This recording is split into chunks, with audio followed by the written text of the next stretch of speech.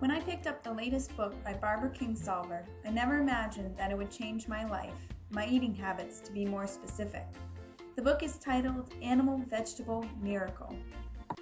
The book is narrated by Kingsolver, who chronicles her family's life during 1 year when they abandoned the industrial food web and vowed to only eat food that they grew or was grown in their neighborhood. The book is a combination of memoir, journal, cookbook, and investigation. In the past, I was not very food conscious, except for when I became a vegetarian after taking care of a cow at a farm I worked at. After reading a book called Fast Food Nation, I quickly awakened to the horror of McDonald's and huge industrial farms.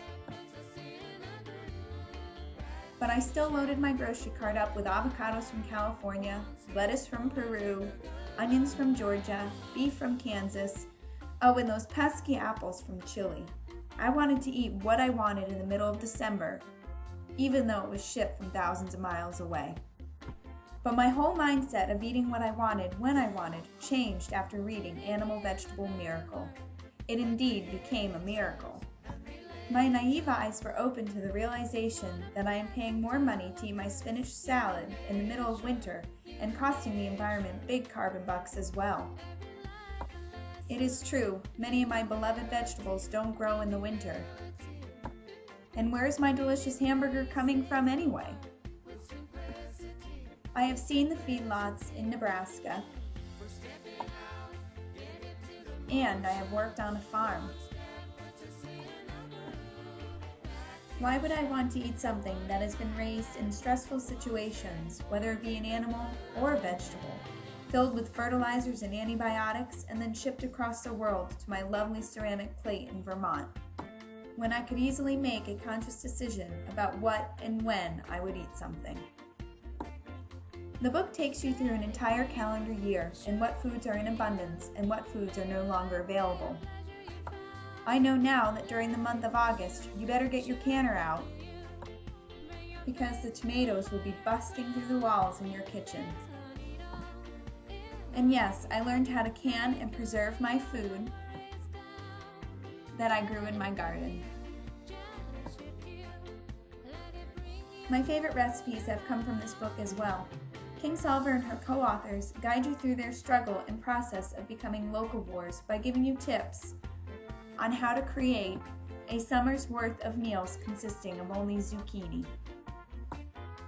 I struggle with how our country handles the delicate balance of nature and how we should raise and harvest our food, particularly animals that deserve respect for giving their life for our sustenance. Within the book, Kingsolver's husband, Stephen L. Hobb, provides a journalistic approach to the importance of eating locally and recommendations for food reform that our country should be investigating.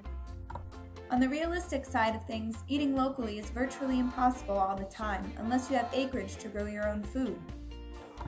Kingsolver had plenty of land to provide for her family of 4 for the year and neighbors that gladly shared their cupboards.